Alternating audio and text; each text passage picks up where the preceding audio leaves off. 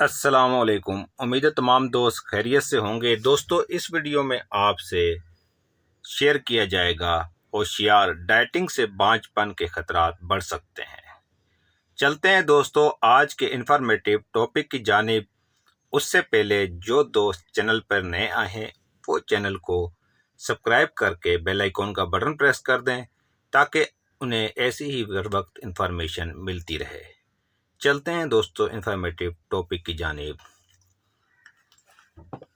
وزن میں کمی اور جسم کو موٹاپے سے محفوظ کرنے کے لیے ڈائٹنگ ایک نارمل عمل ہے جسے دنیا کے مختلف ممالک میں لوگ اپناتے ہیں، لیکن اب حالیہ تحقیق نے خبردار کرتے ہوئے انکشاف کیا ہے کہ ڈائٹنگ کی وجہ سے مرد و خواتین دونوں میں بانجھ پن کا امکان بڑھ سکتا ہے۔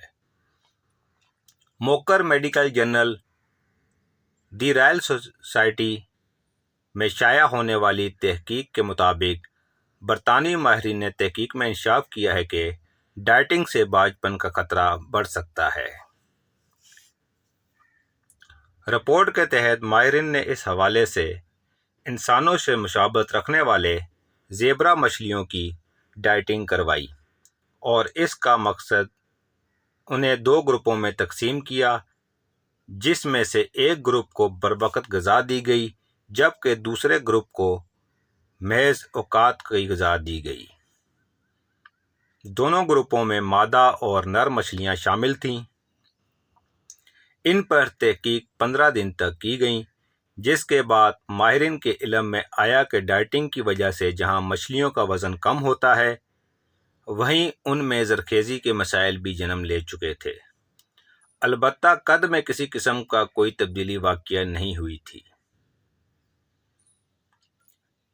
تحقیقی رپورٹ کے مطابق ماہرین نے اپنی رپورٹ میں بتایا کہ جن مادہ اور نر مچھلیوں کو ڈائٹنگ پر رکھا گیا ان میں بانجھ پن کی علامت نمایاں تھی۔